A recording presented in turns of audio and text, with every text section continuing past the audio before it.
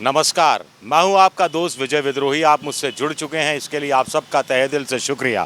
और अगले 8-10 मिनट में आपसे जुड़े रहने की कोशिश करूंगा। मैं जयपुर में हूं, मेरे पीछे आसमान में बादल छाए हुए हैं। लेकिन क्या कांग्रेस में अशोक गहलोत और सचिन पायलट के बीच के बादल छट गए हैं या छटते हुए दिखाई दे रहे हैं? क्या झगड़ा सुलझ गया है या झगड़ा सुलझने के करीब दिखाई दे रहा है? क्या दोनों पक्षों के बीच में सहमति बन गई है? क्या सचिन पायलट की आज कुछ बड़ी जीत हुई है? ये कुछ सवाल हैं जिनकी विवेचना करने की कोशिश करेंगे।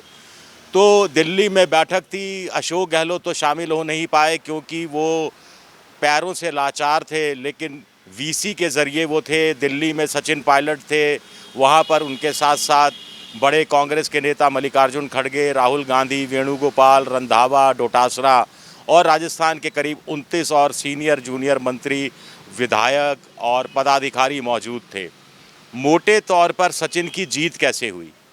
पहली जीत इस रूप में हुई कि तय किया गया है कि कोई चेहरा नहीं होगा सीएम का, यानी अशोक गहलोत के नेतृत्व में चुनाव नहीं होगा, उनके चेहरे को सामने रखकर चुनाव नहीं होगा, सामूहिक रूप से मिलकर चुनाव लड़ा जाएगा। अलबत्ता अशोक गहलोत की नीतियां, अशोक गहलोत की योजनाएं, अशोक गहलोत की घोषणाओं के आधार पर चुनाव लड़ा जाएगा।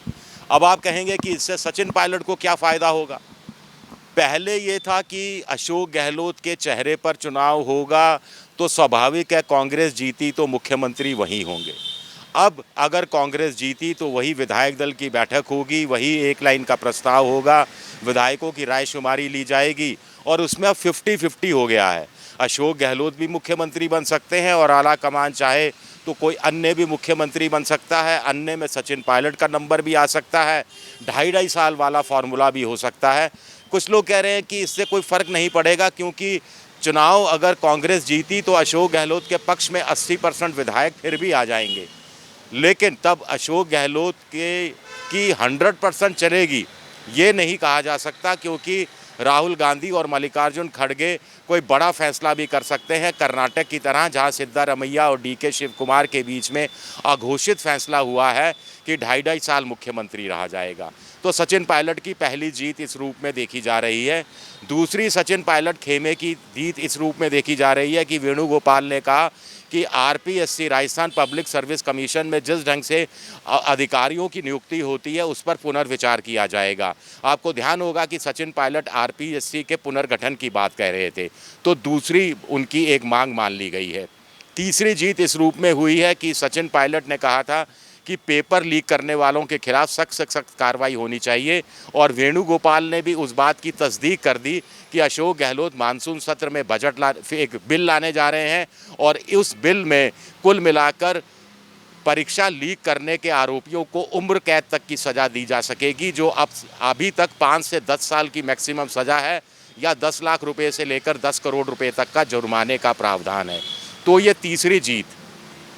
चौथी जीत इस रूप में कि जैसा कि सचिन पायलट ने कहा, हमें नहीं मालूम इस पर अशोक गहलोत की क्या राय है, लेकिन जैसा सचिन पायलट ने दावा किया कि उनकी जो 3 मांगों थी उसको आला कमान ने स्वीकार कर लिया है। आगे उन्होंने और स्पष्ट कर दिया कि भ्रष्टाचार के खिलाफ कांग्रेस की जंग जारी रहेगी और सरकार भ्रष्टाचार के खिलाफ कार्रवाई करेगी।